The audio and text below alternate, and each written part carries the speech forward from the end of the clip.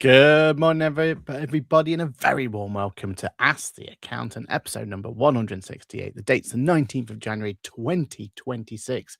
I was going to do the how long we got until the deadline, but I removed my counter from Engager because it was stressing me out too much. So, um, is it 11 days, something like that? I'm sure you guys know more than, I'm sure you guys are fully aware of how long's left.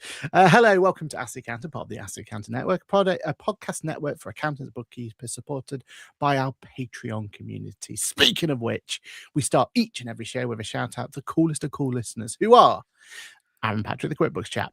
I think I've got like 1 week left until I lose my status as number one.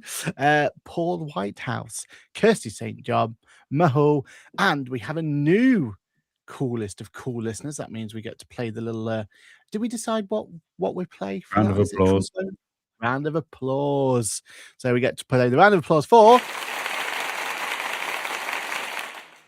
Millie over at TCS. So welcome to the Cool Listeners group. If you'd like to join as a cool listener, visit our Patreon page, found via our links below, for bonus content and an opportunity to be on this coveted list. So let's start our show with what we always do, and it's say hello to the co-host with the most, Mr. Johann Goree. Johann, how has your week/weekend been? 12 days, 9 hours, 56 minutes until your tax return deadline. Still on, have you? Oh, yeah. I'd start twitching and losing my place in January if I didn't have that on to remind me. Christ. But yeah, no, I am good. Slightly cold. I made a terrible mistake over the weekend. I installed the Hive heating system yesterday in the house, thinking smart controls will save some money on the energy and the heating. Saving a load of money on the heating because the heating's not turning on at all. Ka-ching. Ka-ching. It was a bit frosty getting out of bed, if I'm honest. So I need to go and revisit that this evening and work out what's gone wrong with the wiring on that.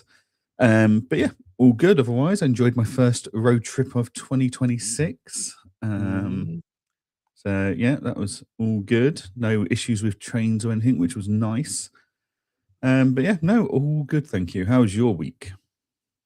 Yeah, I've just been in the at home. I didn't even leave the house. Generally, I haven't left the house. I think the wife went on. When did she go? She went Friday night, so the Friday before the last show. And I hadn't left the house until she arrived back, and then we went out on the Saturday to take the dog for a walk. So I started to go a bit like, oh, these are the only four walls I know. So it was a crazy period, but it was worth it. I got a lot of stuff done, etc., and all that sort of stuff. So that was all good. I am starting to look forward to getting back on the whole journey to going back out again, because friend of the show, Jordan, was the first on it, because we go on the same train line. So you do LNER, don't you? We do EMR. Yeah. And our EMR has had a big upgrade. We've had brand new trains, or is it carriages? Is this right term? The trains, the front bill, whatever. But anyway, we've got these new fancy, like, top of the range. And on this week's train spotting episode. Yeah, exactly. But importantly, I mean, he didn't test it for me, which I'm very frustrated at, but he sat on the new train and he said it's like lovely, like much bigger, spacier area. And apparently we have Wi-Fi, proper Wi-Fi. So I am, this could be game changing for me. This could be Christmas could have come all at once. So yeah, I'm looking forward to seeing that. So let's go through the most important part of the show, which is a shout out to our wonderful community. Kirsty St. John was number one, 8:30 a.m. on the dot. Good morning, everyone. Good morning to you, Kirsty. Well done for getting the number one spot. Cheryl, CPS Bookkeeping, says good morning. Still foggy here in South Yorkshire. I wouldn't be able to tell you if it's nice or not. Well, I took the dog for a walk and it was raining, but it's still dark here, so I couldn't tell you if it's foggy or not foggy. This is Tim, isn't it? Saint Neo's Citizen, etc. Morning, 8:30 a.m. on my first. You got to be out of bed quicker than that, mate. You've got to be out of bed quicker than that. We've got experts on this job. The fight between Cheryl and Kirsty every single 8:30. Whew. Yeah, you were close, but no cigar, mate. Close, but no cigar. Damn it, second by less than second. You weren't even second. Third, mate. Third. Paul Ingram says, good morning, everyone. Trust you all had a great week. Hope you had a good week. And two, Paul Whitehouse says, morning up. Good morning to you, Paul. Hope you're doing well. Mahul says, good morning, everyone from London. I hope everyone had a great weekend. Hope you did too. Sue Green, wow, you made it here on time. Well done, Sue. That's your first starting the year off right. Well done. Good morning, everyone, and all. Lisa Lisa Mulholland says, morning. Good morning to you. Nick Moss says, good morning, guys. Good morning to you too. Susanna says, morning. Good morning to you. Ashley Lee says, 168 episodes. Wow. Yep. We're surprised ourselves. At some point, we've got to sit down and figure out where the 200 is going to drop and how that's going to, what we can do special and all that sort of stuff. So, yeah, thanks for that, Ashley. Good morning, gents. Good morning to you too. Morning, all. Good morning to Susanna's bookkeeping. Good morning to you. Ashley says 303 hours, 30 minutes until midnight, the 31st Jan. Thanks, Ashley. Was that a ChatGPT special by any chance? Do let us know in the comments below. Kirsty St. John says, sent my last tax return for signing yesterday. Wow, well done, Kirsty. That's it. Get your feet up, relax, enjoy. Oh no, sorry. Start thinking about doing back returns now, because that's how it's now. Payrolls. Yeah. Down to my last 60, with about half just waiting for sign in. Higher than planned, but had an influx of last minute new clients needing to file. Yeah, that's been my biggest bugbear this year. It's a champagne problem, right? And I shouldn't complain about it, but yeah, it's the new clients that have causing us the headaches. We have Fog and Mr. Sidmouth. Well, hopefully it's going to clear up for you soon, Ashley. And then bookkeeping superhero Natasha says, good morning, or good morning to you, Natasha. Right. There we are. That is our wonderful community. Thank you so much for joining us, coming along. Right, let's talk about the first bit of content that we want to talk about, and that is we did a bonus show. Bonus show over on the Patreon network. So if you want to listen in, then feel free to come along and join our Patreon community and listen to our Patreon bonus show, where we discuss the events of 2025, and we decided which events we were going to commit ourselves to 2026 as well. The winner, I'm not going to say who it was because I feel like that's unfair on the Patreon community, but the winner of the event of 2025 scored a impressive 254 points. Now, the way the point system worked was we gave everyone 100 points to spend, and they could spend them exactly however they wanted to, whoever was on the show, including anyone who turned up to the live recording as well. And they were able to give out those points and dish them out as much as they want. We had a clear winner at 254. Then we had someone at 172, then 170, 107, and then it kind of trickled down from there. My question to you, Johann, are you happy or not happy with the scoring system? Do you feel like this is the right way to do it? I feel the scoring system was open to biased and political allegiances. So no. No, I think there's I think we'll have to revisit this for 2027. I don't think it's a true reflection of some of the best shows out there, as it were. Interesting. Well, we'll leave it at that. Yeah, that bombshell. You want to know? I hate to tell everybody that turned up and listened live, and all the people that were there live when I wasn't because I was busy, that they were wrong. But you were all considerably wrong. I don't know. I think the winner was fine. There's one there that's way too low in my opinion. The one that came third last, I think, should be way higher. But hey, what can I say? And obviously, I've got bias to one particular event of the year that I think should have been higher. But hey, that's the way the cookie crumbles. Right. Let's go to our first main show, though. So, main topic, and our main topic will be. I'm sorry to everyone who gets frustrated with this, but we haven't spoken about it for a while. It's our old friend AI. But what we wanted to do was talk about and to be fair, this is the wrong time to do it because we've got so many topics to cover. But we'll crack on with it and we'll get on with it. But what we wanted to do is talk about actual practical use cases of AI during the silly season, because I have had on record. I feel like I was like looking back at like hours worked and all that sort of stuff, and like Paul was saying there about having 60 left. I was trying to look at like KPIs in other years and stuff like that. And I feel like this is the worst year I've personally had in terms of just extra workload, problems, issues. MTDs, like they're right. So we've got a lot of clients who are transitioning to digital records for the very first time in some cases. There's that sort of stuff, right? It just seems like this is a really, really difficult, messy year than we've had in the past. But on the counter to that, this has been the first year where I've been able to properly use AI to help me kind of deliver the service, et cetera, et cetera. And I feel like I'm in a bit of a unique position here where I've got 3 different types of businesses now. I've got one very, very, very, very small, where it's just me, like the Apple Core one. We've got one mid-sized one, which is like that Buffett's one, and now one that's a more larger kind of. There's definitely more. They're looking after bigger clients, right? So I see like the problems at all those different pain points and everything else. And it, for me, the most problematic one has been that Apple Core one, the smallest one this year. It's just been relentless. I think you said this last year. That was Did I? problematic for you last year. Did Yeah. I? Maybe I'm just getting lazier. Maybe that's what it is. Maybe I just don't like doing the hours. That's But time to put some obviously, effort in. MTD is going to fix all this, right? So this is the last time I have to worry about it, because next year there's going to be no problems, right? Because of MTD, it's going to be an absolute walk in the park, right? That's exactly what everyone's telling us. That's what HMRC wants us to believe. To be fair on that, though, if I compare Companies House releasing ACSP versus HMRC releasing MTD, probably is going to be a brilliant position, isn't it?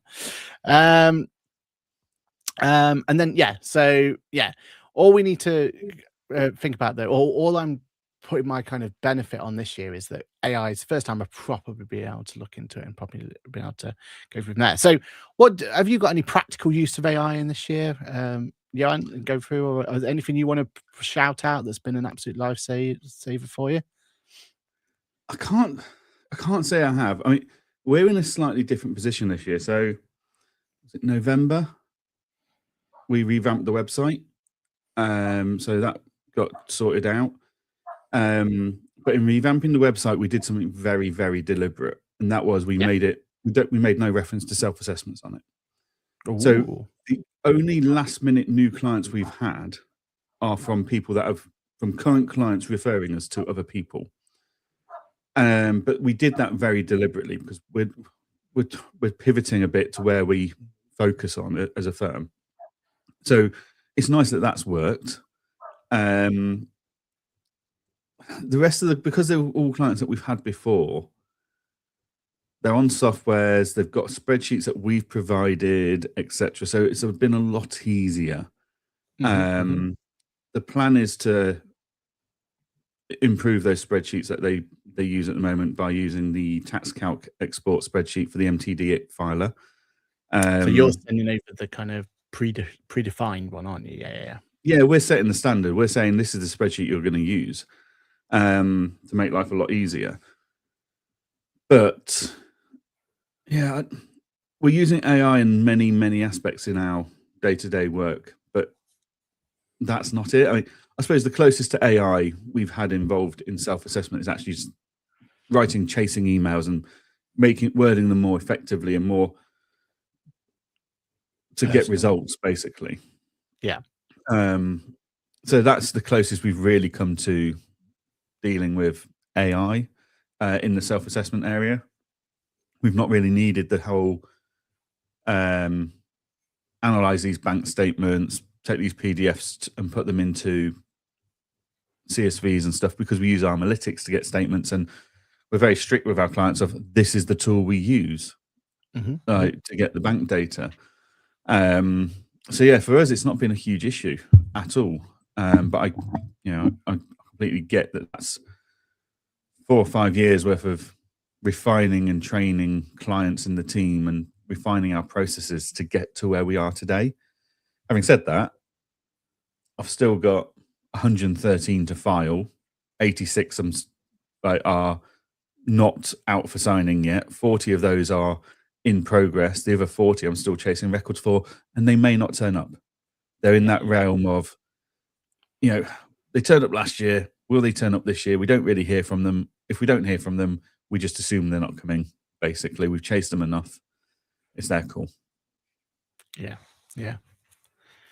I think this year more than any year as well for us. I think what's made it more difficult for us is we've been more strict on if you haven't got a signed engagement letter, we're definitely not touching you at all. So we're not going. Whereas before, if they kind of signed one in the last couple of years, we're like, well, will it be okay?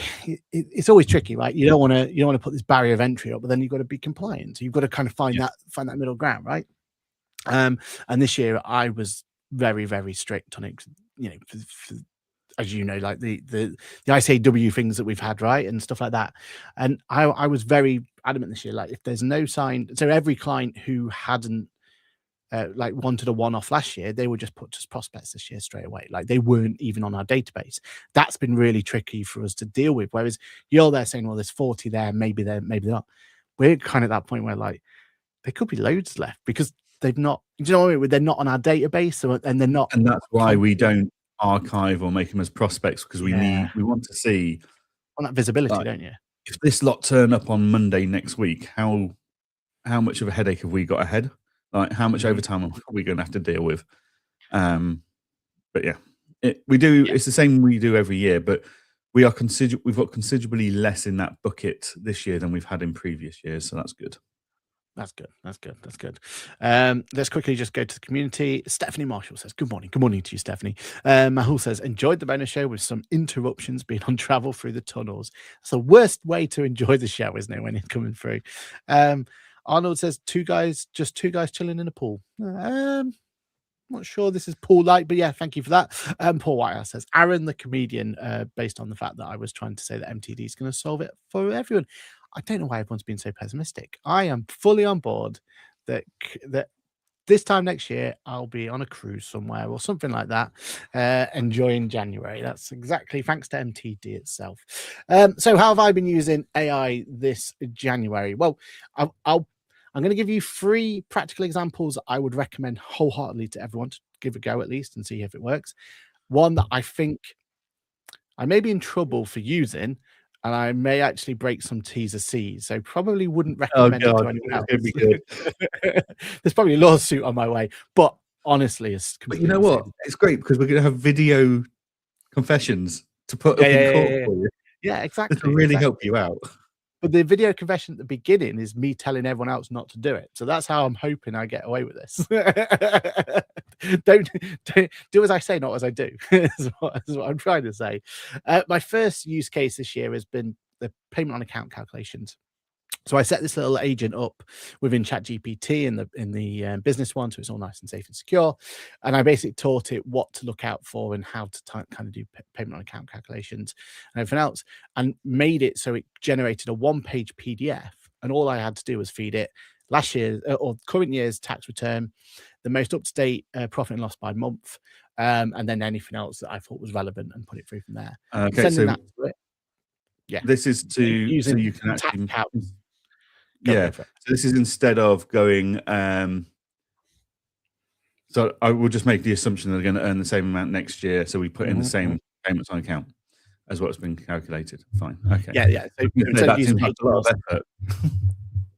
Well, no, but HMRC will come up and just go, right, well, we'll just do we'll just do half of what you've done now and put it through. And then sometimes that can be really, really like painful for clients, right, at this time of year and all that sort of stuff.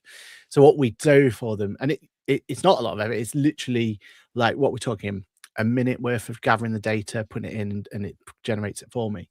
And then what I've made it do is it not just generates like a 1-page PDF of here's what the like estimate would be, here's what we think a new fair calculation would be, but also here's all of the T's and C's of if you're going to change it, this is the risk you're going to do. Do you know what I mean? Like we're putting it all out on the open of this one. So you've had to go to AI, spend time building a solution because your tax filing product doesn't have that solution built in. Whereas I've got the what if planner at TaxCalc. So I go, right, this is the profit and loss currently, and this is where we're projecting it to be. That spits out the right numbers. I put that in there. They get a nice what if planner report. They get, you see, you're having to find solutions because of inadequacies in your current tech stack. That's the problem. This isn't groundbreaking. This is just poor decision making when you found your But tech at this solution. point in time, the tech stack that you're telling me to go to isn't ready for me, right? I'm waiting for the magical, what was announced at Fusion. I'm waiting for all that to come into place, etc., etc., until I can make a decision. But that side, like people using all different types of tech stacks, right? But having that as a quick little right, let's just do a sense check, let's put it through from there, let's get something out to the client. It's been such a time saver. Like normally that's quite a lengthy process. When we're adamant we have to charge our clients for it, blah blah blah blah blah. All this sort of conversation goes down it. Not having to do that has been really good. This one's been really useful as well. So the clients who, again, I'm mainly talking about my Apple Core clients, but the ones who have been forced onto digital solutions for the first time ever. So they are nervous because they're kind of putting their faith into this digital solution, and is it coming out with the right answers, etc., etc. The amount of our clients who have still continued to run in parallel their Excel spreadsheet or their paper records or whatever it's going to be at the same time because they're just, they're nervous about it all. And I've basically sent it over to me. I've gone, right, well, I've done it as you told me to on whatever software I've told them to use, right? But I've also, can you just compare the two for me, make sure I've not missed anything? Like, which, as we all know, bank loan repayments aren't a tax deductible thing. Yeah, exactly. Yeah. Where we've got one client, his weird and wonderful solution was that they did average costs, and then would always, anyway. But I've had all weird and wonderful in the past. But can think about the extra time it is that not only would you normally have to, compile this non-digital records, even if it's Excel, right? You've still got to compile it together, put it in, and everything else. Imagine having to do that, and on top of having to do it the more efficient way of using software, and then compare the two for looking for differences. Imagine how painful that would be, right? That's where AI has become an absolute godsend this year, because you get the one database, get the other database, put it together, and say, just reconcile the two for me, find the differences for me, and then I can go to the client and say, look, you've missed this, missed that, missed this, missed that. This one's not, but you don't need to worry about. This one you should worry about, and then you can add some, some nuance to it as well. But it coming back and telling you what those differences are has been an absolute lifesaver, because then I don't have to do the work, basically triple the workload that I've got to do to get that tax return out. I'm just using the software that I want them to use, and that we've agreed to use. Got that all done and dusted, and then I've just used AI to compare against what they've done in parallel, just so that it's not a wasted, they've not wasted their time doing that, like keeping it in parallel, and then they get to learn that, oh, actually, you're right, I've completely forgot to bring this in, or I completely forgot that, whatever it's going to be, right? That's been absolutely brilliant. The typical, and this one made me laugh, right? So I've got this one client, and she's brilliant, she's a lovely client, but she's also a bit of a nightmare, where her bookkeeping is that she goes onto a banking app, she screenshots it. I think she does it on an iPad. She gets a pen out and she highlights yellow for one, like is income, green for an expense, and red for maybe I can include it, maybe I can't. That's her bookkeeping, right? So because it's a screenshot, not even a PDF, I can't even use aprons of the world and stuff like that to convert it.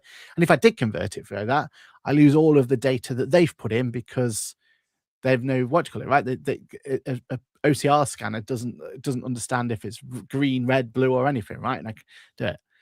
63 pages they sent over me via WhatsApp. 63 screenshots. That was the whole bookkeeping. And it was a Saturday night as well that they sent this over.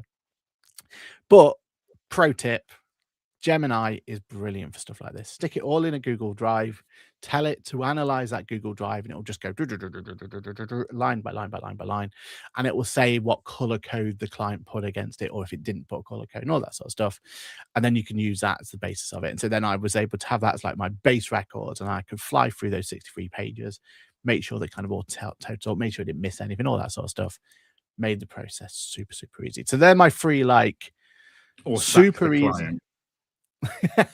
But again, in the Apple Core world, it's hard, because it's like my nana's hairdresser, who, do you know what I mean? Like she travels to and from whatever, and she mobile hairdressing, and like you just can't, like, they've just done it that way since day one, you know. And yes, I don't charge nearly enough I should do. There's all that sort of stuff to go with it, all that sort of thing.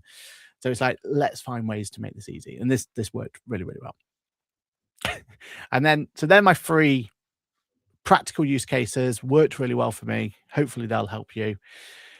And then the controversial one, or at least one that probably would get you in trouble. So I'm going to tell you about it, but I don't recommend it. And that's the list of clients. So I of course I use Engager, so I've got that as a list of, here's my clients, here what they are. Well, HMRC don't provide a nice little API like Companies House do, right? So Companies House, I'm always confident that the database on Engager is always up to date. And for my other practices where I've got multiple team members, I'm pretty confident that that database is going to be pretty much up to date because we've got controls and everything else in place. When it's just little old me, and if I, forget to say that Doris has sent some records in or whatever it's going to be, it could, it's less of a confidence that everything's going to be there and everything else, right? So I've used Atlas. So Atlas is ChatGPT's agent, and I put agent mode on. I've logged it into QuickBooks, into HMRC. I've passed it my database of clients, and I've said, has everything been filed, yes or no? And it goes through client by client by client by client, and it will then tell me and come back with me telling me that it's either everything's been filed and at this date, or it's still not filed yet. You've still got to file these particular clients. Now, I'm pretty certain that that's against T's and C's because that's screen scraping, but it saved so much time. And then making that confidence of just being able to go through and check it was an absolute lifesaver. So thoughts, questions, go for it. I'm fairly sure you are breaching HMRC T's and C's of the government gateway there.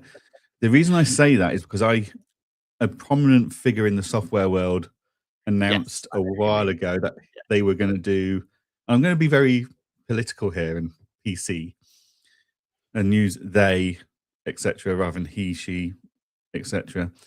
But this person announced that they were going to do this big new software, and it was going to help, and it involved some scraping of the HMRC place. And when I had an informal chat at an award show about the concept to work out the potential legalities of that, is this a viable option? If it is, other softwares may want to look at it. There was mixed reactions to this. I wasn't a scumbag. I didn't name anybody or anything. I was just the concept of the thing. And I haven't seen anything about that software since the original shout out. So it may still be in development. I don't know. But my interpretation of the HMRC T's and C's is that screen scraping is forbidden and is against the rules. So I would be exceptionally careful with that if I was you. I mean, in fairness, I watch it while it's doing it. Well, it's on a different screen while I do it. So it's not like I'm just letting it go ahead of and doing it. I don't think HMRC define it that way. Well, that's why I did say at the beginning that it's everyone's risk and everything. But for me, it's been a lifesaver. Like, just that when idea. Sam Wood and Craig Oldville and co are watching this or listening to it back this week, we know who's going to get an angry letter. I send it. Like, honestly, like, yeah, I've needed that that little win and little opportunity to kind of get through it. But yeah, I mean, it does make me worried about the split between your MTD clients and your non-MTD clients going forward, because that, I mean, typically that job there would be something that we would get one of the administration teams doing in the other firms, right? Like, start of every tax season, we'll go through and we'll find out, well, who has had an issue this year, who has been issued, who hasn't. And that's kind of a starting point for our tax season, right? Like, we'll go through there and we'll go through that work and do it from there. And that's a laborious, long, expensive job, but it has to be done, right? And the start of my Apple Call client tax thing, that's what I do. I'll spend a night just sat there going through, compiling it. Well, first download the list, because that's a really useful list, right, that you can download directly from HMRC, and I'll go through and color code it and all this sort of stuff. And in the other world, they'll go to Engager and they'll keep it updated there. In the Apple Call world, I just have that separate spreadsheet as well running parallel, and it's like just a nice little safety blanket, right? But I'm not gonna be able to do that in the MTD world. because I just don't have that functionality. I can't get a client list, so who knows if my client A is actually, going to be on that list or not. That's going to be a frustration for me. And B, I can't because I'm not going through a list to go through it. What am I supposed to have, like, the UTR number next to it and copy and paste exercise? And yeah, and the fact that it's now on a whole different database, and it's just going to be a nightmare, isn't it? When we've got to kind of segregate our clients that way and have those two different self-employed and ITR clients going forward. I feel like that's going to be a real real pain point going forward. What do you think? Get a decent practice management tool, But because even that, we've already gone through and segmented in my firm's engager with a custom field saying whether they're an MTD or an ITR client. But then you're going to have to look at two different databases. That's what I'm saying. Like, we can have all the tools in the world to make it easy and clean. And yeah, we've got that functionality, but I've still got a separate database to look at and maintain. Do you know, it's not. Whereas but also, before, TaxCalc runs a report for us that tells us which clients are going to be impacted at which point for MTD. Yeah. So but you're still going to have two different databases. And then going forward, because we got a couple of these clients where for 1 year they're going to be hit by MTD, and then they're moving on or whatever, they're going to thing or whatever, but they're still for the rest of time now going to be on that second and separate MTD database, right? So we're always going to have to keep an eye on that database opposed to that database. And yeah, that's the bit that frustrates me, because it takes away the thing, and having two different ones is there's a different place where I'm going to file the MTD reports going for. I know TaxCalc's got that really elegant way of doing it, where it's just you basically choose, don't you, and it'll just kind of choose the pipe to go down. But I think they're the only one doing it that way. Only one out of all of them that's doing it that way. Everyone else, best in class, mate. Best in class. We've created, but everything else is we've created a whole new platform. And in fairness, they've brought these new features to the new platform, and they're looking at it a different way. And it's there's this new fancy way of doing things and all that. So there's positivity because it's, bringing it forward and everything else. But that's still a second platform that I've now got to maintain my client base on and everything else. So yeah, as much as MTD to me is not going to be a problem with filing those quarterlies, I've no issues with that whatsoever. Absolutely fine. I've got a single problem client at the point in time. If anything, we're kind of ramping up capacity so that, if we do get an influx for that first period, we're ready to deal with it, sort of thing. That's ours for the quarterly. It's the annual one that's still that's why I still don't feel confident. I still think there's going to be pain points and everything else to worry about, and that's why I'm sat on it at the moment. So yeah. There we have it. Any more thoughts on using AI to get through this horrible season? I agree with Suzanne in the comments. You're overcomplicating it. You're overthinking it. But that's your style. That's what you do every time. Whereas I look for the simplest route possible. So okay. Yeah. So on that then, out of those 4 examples, how could I have simplified that further? Or any of those that are sack them all. They don't comply to your standard. You can. They don't comply to the way you want to work. Sack them.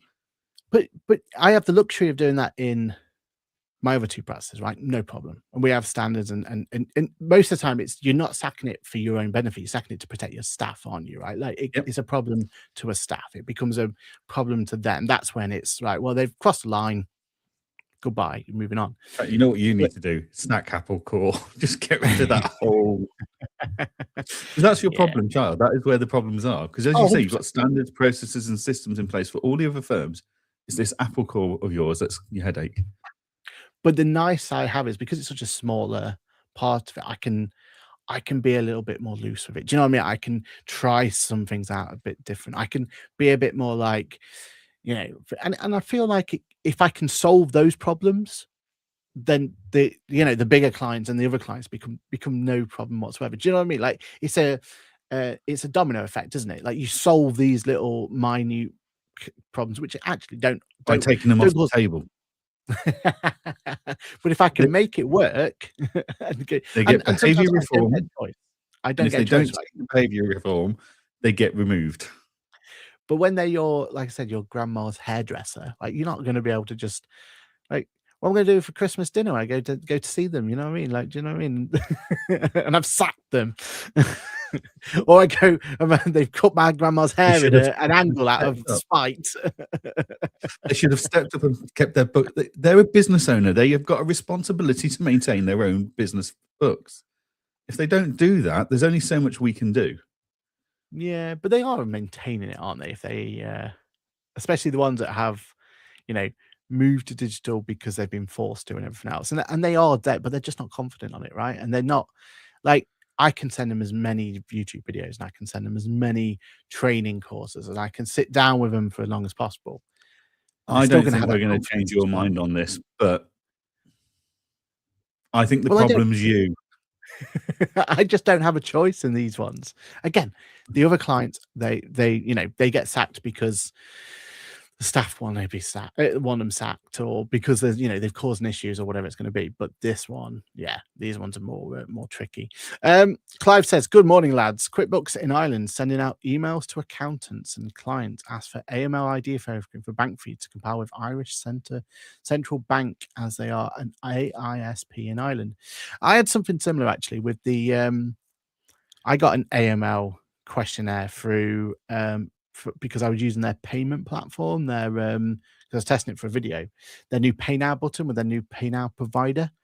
Um, I think this is just a compliance thing that they've just been sending out because the one when I looked at the one I had, it was very much at the US market and it was very much US centric and it was all this, that, and the other. It wasn't actually a, for the UK compliance or anything like that. So I think it's just a yeah, they just they what I would say about it is they make those emails look very scary because when I looked, I was like, "Whoa, this looks very problematic going forward."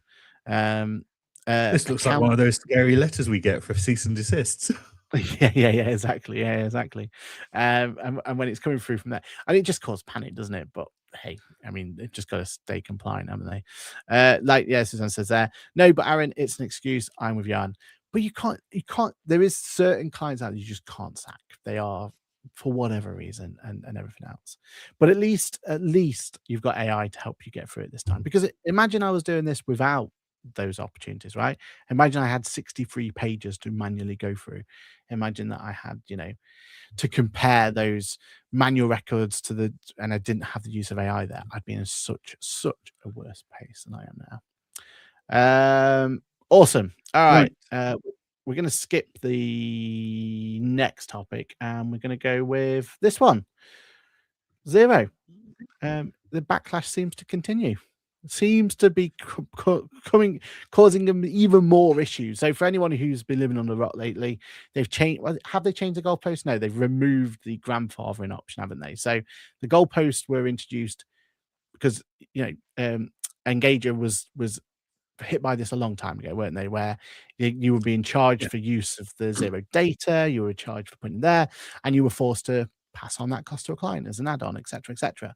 But what happened was there was a lot of people who were grandfathered into, much like they've been with Xero for much longer, and they didn't have these new tariffs in place, didn't have these new cost centers to worry about and everything else.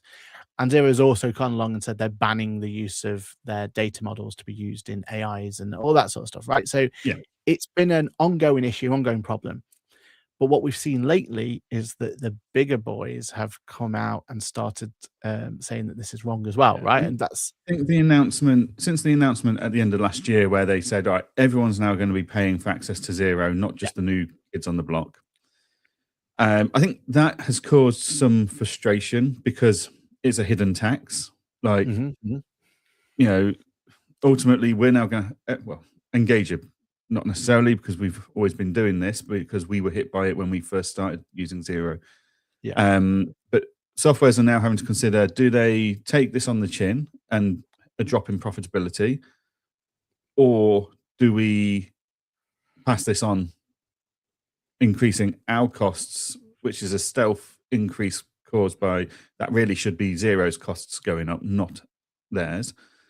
But the bit that really has caused a huge amount of frustration, and I can see why it's so damaging, is no one other than Xero's AMLs and AI tools and language models will be allowed to use Xero data, aka your client's data in Xero, to teach AI models and LLMs.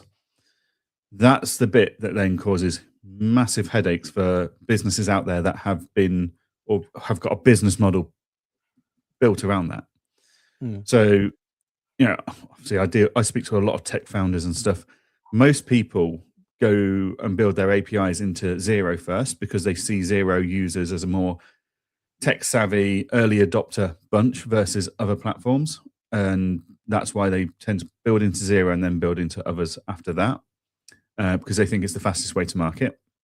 Yeah. And then, so for them to do that, and then now they're not allowed to, like, if you're running an AI business and you're no longer allowed to teach your AI tool based on the client data in Xero, all of a sudden your business model is fundamentally flawed. So that's your first big problem there. I think the taxing, as it were, of the API, the charge to access it, is less of an issue. Is it right? Is it? I don't know. But I think the bigger issue these software companies are having is they suddenly had a huge wealth of data that they could mine and learn from cut off from them. And that's a huge headache for them. And it all boils down to who owns the data, who has the right to restrict access to data. Or technically, and we've had this argument for years, like the amount of times I have to remind an accountant that they do not own the data in a Xero or QuickBooks license when a client moves from them to us. And we have to say, look, you are infringing on the legal rights of your client or former client. This data belongs to them, regardless of whether you've been paid or agree with them or not. This is their data and you can't hold it to ransom. So we've always had this issue, but now Xero are taking it to a whole new level. And it should be, in theory, the client's decision whether they allow their data to be used in AI tool and LLM learning models. So yeah, it's an interesting debate that's sparked because of it, as to who owns what and who has to give permission for what and who can deny permission for what, as it were. Yeah, and I mean, shock horror here. I'm actually going to defend Xero on this one, and then I'm going to throw them under the bus. But first of all, let's defend them, right? So I actually don't have a problem with them saying that how that data is accessible, because it's the client's data 100%, but the client also has the opportunity to export and import. Like, there's nothing stopping him from doing that, right? They could take that data from that platform and they can feed it to an LMA at any point in time. There's nothing stopping them from doing that, and Xero have no right to stop, and are not stopping them from doing that, right? The thing that Xero's saying is that, hold on a minute, if you're going to use our platform and you're going to feed your models via our platform, that's where they've got an issue from. And I feel like they shouldn't just ban it completely, but they should have some sort of monetization element to it. Would be a fairer way, right? Like, if these companies are going to benefit from basically harvesting that data, then Xero have a right to put a charge on that, don't they? Really, let's be honest, because they've put that data in there. They've been able to. They're the ones who are getting that data into a usable format, right? It's Xero's system, Xero's product, Xero's UI, whatever, however that is, but it's them that's provide. Because if it wasn't for Xero, that data wouldn't exist. That's fair to say, isn't it? Like that. That's where I feel like it wouldn't exist in that one place in one state, potentially accessible for the use that they wanted to use it for. But like, the only other option is they read bank statements or however, right? But then you've only got you've only got part of the story. You don't have the full picture, and I fully understand that Xero have the right to say, look, we've created this data. We're responsible for this data, etc., etc. They have every right to say, for you to use that data set, here's a price point, because there must be a cost. Well, there's definitely a cost in letting someone come into that data, right, and maintaining the pipes and all that sort of stuff. So I fully back that there should be that data shouldn't just be be given away for free, right? I get that bit. I'm happy enough with. I don't like the fact that, because tell me if I'm wrong, but they've completely restricted in some use case, haven't they? They said you're not allowed to use it for teaching LMMs and stuff like that, right? Yeah. They've said that I don't understand that logic, right? Unless they, more than happy for them to say that you can use it, but there's a cost to use it, and it's X amount, whatever it's going to be, and then it's a debate: is that too high? Is that value, and all that sort of stuff? And if they were taking an ethical stance on this, like, oh, you can be using it for this, it's like, well, actually, that's the client's discretion. Yeah, So the client needs to log in and tick a box and type their name or something to either give or to either opt in to the use of it or not. It's like marketing. Like, they have to opt into it. So actually, I wouldn't be surprised at some point if all technologies are going to be told by the government, if you're using AI, your client has the right to be opted out automatically and to opt in if they want their data to be used to teach language models, etc. Like, when you go into ChatGPT and Teams, one of the settings you are asked, it's by default it's turned off, but you are asked, do you want to let the language model learn by what you're doing? Yeah. I wouldn't be surprised if we see that roll out eventually by the government, but until then, even now, though, it's the client's data. It's at their discretion. It should not be mandated by a data processor, which is what Zero is. Yeah. No, I agree on that, or at least, yeah. I mean, again, if they want to charge for it, or they want to have someone to have that data at a cost, then I fully support. But yeah, going forward, my other big thing though is that it's well documented that Zero aren't looking to do massive amounts of R&D at this point in time. They're not looking to change the software and keep up to date with it and everything else, because their priorities at the moment are acquisitions and other elements. That's why they're going to build their, trying to penetrate the US and all that sort of stuff, right? Like, that's where they want to spend their money on at this point in time, and that's their business decision. That's absolutely fine by them. But in my mind, I was like, well, clearly that's not a bad play if they're gonna, because they've got such a healthy third party ecosystem, right? Like let's be honest, like most of the ecosystems work better in Zero because of the good APIs, because of like you said, the early adoption and all that sort of stuff. Like, there's a reason that the third party ecosystem has absolutely thrived on the Zero platform. And when you think about where the platforms are going, and if you try and take them in, to their their biggest rivals, if they were a little bit slower to adopt, AI bank reconciliation, for example, right? There's probably going to be a really good third party that would have been able to do that for them anyway. So the perception is that they wouldn't have ever missed out as much because they've got this really good ecosystem that was going to, keep them at the forefront and keep them going. Doesn't this completely and utterly destroy that ecosystem model, and probably means that they're going to not only lose out on their platform being updated, but they're not going to have the innovation from the third parties either? Like, isn't this them really like shooting themselves in the foot here? Definitely. I think the consequences of this are going to be seen over the next coming months and years, because there's also trust. Like, Yeah. for years, software providers have preferred to build into Zero first, like I said, because of the user base in Zero is seen as more tech savvy and more early adopter base. And something you and I've discussed many times is that frustration that people build into Zero first, and ultimately they do have a better API, but also they've got a customer base that is more likely to run and use something than other client bases are. But regardless of how good that client base is, as a new business with this information, do you decide, actually, I'm going to prioritize other APIs first? I don't know. It's going to be tricky, isn't it? It's going to be tricky. And are we going to have because there's now costs involved and the prices have become more and more, are we going to have as many adopters? So are we going to get that feedback loop? Is it going to be as, it's just going to be a knock-on effect going forward, isn't it? Yeah. And again, I'm not against there being a monetization method for getting access to it, because I feel like at some you're not point, against the monetization because your mates at QuickBooks are doing the same thing. But to be fair to but QuickBooks, there is a very high threshold to pass for data points before you hit the paid for tiers. So if you're hitting those tiers, it's because you've got the base to be able to fund some payments towards using an API.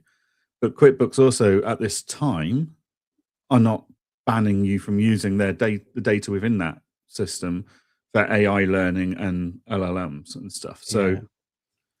but if as you've said many a time, like once Xero do something, or once Sage do something, or once QuickBooks does something, the others may risk following.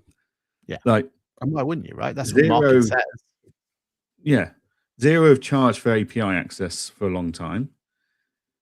So QuickBooks have decided, right, we'll do the same. So how long until QuickBooks goes, oh, well, Xero set the precedent here of not allowing their data to be used for AI and LLMs, we'll do the same. And actually, those two doing that is hugely challenging and damaging to the innovation in our space for technology.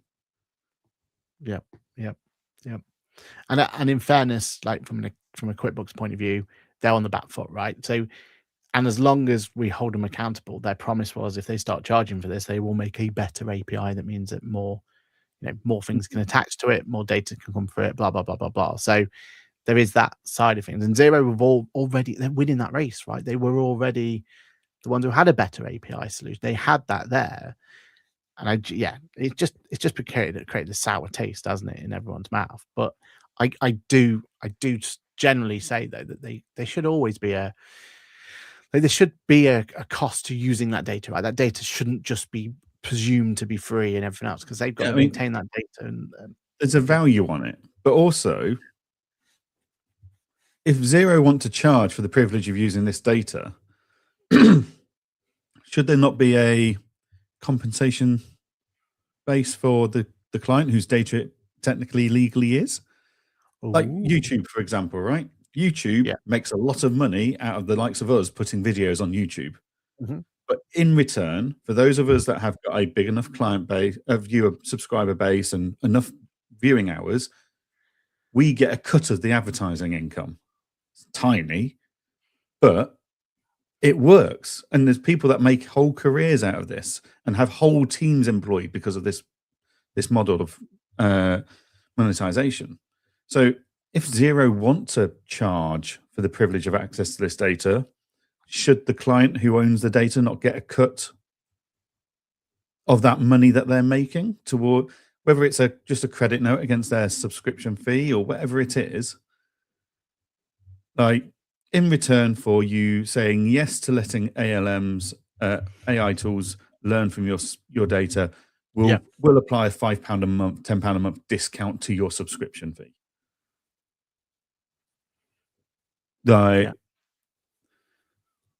truly reflects that that Xero understand and agree that the client owns the data, and they're currently monetizing someone else's data without any compensation. I like it.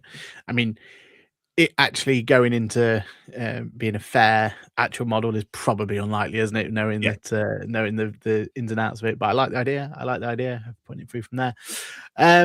Let's cover Suzanne's comment quickly because I've read that article. Oh, just received a notification from Accounting Web. Headline article: Tribunal slams AI use by advisors. Haven't read it yet. Yeah, I imagine this is advisors who are just not using it as a. No, so this, for context, the bit the tribunal slammed is the fact that the accountants in question had built an argument using AI. So AI had written the argument to defend in the tribunal, and then they spent months refusing to declare whether it was AI involved or not. And so they were legally required to sign a fact of truth form, which they couldn't for various reasons because they used AI. So it wasn't the fact that they'd used AI to do the calculations or anything. It was they tried to use it to create a precedent and an argument to defend a case, and the precedent it used and the defense it used wasn't viable or real. So it's like a lawyer citing legal cases that are completely fictional to try and defend a client. That's all that's happened here. It's not the fact that they've used AI to record meetings and to transcribe, or they've used AI in QuickBooks or Xero or something. So this is part of what worries me about AI is actually the media outlets out there putting advisor slam for using AI. So if you don't read that whole story and understand the detail behind it, that for those that are nervous about AI or any new technology, that's a scary headline. Yeah. But actually, when you look into it, it's like, well, they're bloody idiots. Like, that's the equivalent of sending a junior staff member off to do some research and just putting that forward as an argument. You're meant to still vet it and qualify it and make sure that the cases that they're citing as a defense are valid and genuine. Like, someone got lazy, basically, there. Or they didn't want to pay the big bucks for a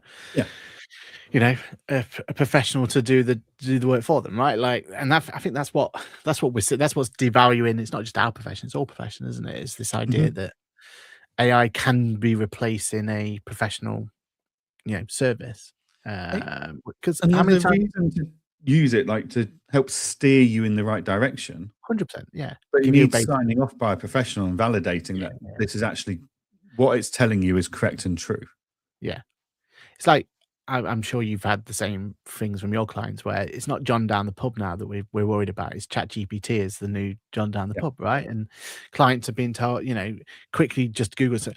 Oh, I should be claiming XYZ going forward, right? And the second that they send it to you and you go, no, not in your context. No, it's not because blah, blah, blah, blah, blah. And you actually put a, professional slant on it and everything else. Like, that's the equivalent here, isn't it? Still, like, we're not going to be replaced by these. It's just we're going to be more challenged by them, aren't we? And there's going to be clients are going to be more savvy and they're going to ask for more things and everything else. And we've just got to find ways to deal with that and deal with that efficiently. Other comments that came through. Kirsten says, well, if you keep them and let them break your rules, then you can't complain. True, but I'm not complaining about them. What I'm saying is I'm grateful to have tools to help me deal with them. We thrive on problem clients, says Paul. Yeah, we certainly do. And I genuinely believe if we can get the problem client sorted, the rest of them are an absolute dream. And trust AI is the biggest risk to society. Trusting AI is the biggest society in risk. Biggest society to risk at the moment, says Paul. Yeah, couldn't agree more. We have 2 minutes left. Quickly then, let's just say digital ID been dropped. We yay or nay? So for every to qualify this, is the idea of having a digital ID card system, so that instead of passports and driving license, that we're going to introduce a whole new code, a whole new number, a whole new platform. It's going to be digitally for you to be able to prove who you are going forward. But that has been dropped by the government. Are we pro or against this, Jan? Look, someone in the comments or watching this back will tell me I'm very naive and I'm a bit of an idiot, but ultimately, the government know who I am. Like, I've got a passport. They know where I'm coming in and out the country. They know who I work for and who I don't work for because of my HMRC filings and stuff. Yeah. Like, they've got all that information already. Having a separate form of ID in my wallet, like instead of taking a passport or your driving license or something around with you, I didn't see an issue with it personally. No. So yeah, like they've been threatening this for years and years. This isn't a new initiative from the Labour government. Like, the Tories were looking at this for years and years. Yeah. It's like Labour just tried to move on it in the hope it would help as an immigration thing, and making sure only people that have a digital ID card thing have the right to work and stuff like that. But it was never going to achieve that in the space of time they wanted it to. So It doesn't impact us. We're still going to have to do digital IDs for company's house, etc. So, yeah. Sorry, But this Aaron. could have Bad all news been for you. connected, right? Yeah. I feel like it's a wasted opportunity. We could have had a much cleaner AML process going forward, right? It could have formed the basis of that AML. It could have formed a much cleaner way for us to bring on new staff. If you were in a payroll bureau, right? Yeah. Like you could have sent out an onboarding form. The first question could have been provide your digital ID, and it could all been connected. You could have had your P45s and P60s all automatically connected and had this nice little digital web, and we could have had a much nicer world, right? It could have been so much easier than it is now. And unfortunately, I get the technical issues. I get that there was backlash, and there's certain members of our community who were creating a digital persona around the fact that, ironically, a digital persona around the fact that they were anti-digital IDs, right? Like there was all that conversation going forward, Yeah. wasn't there?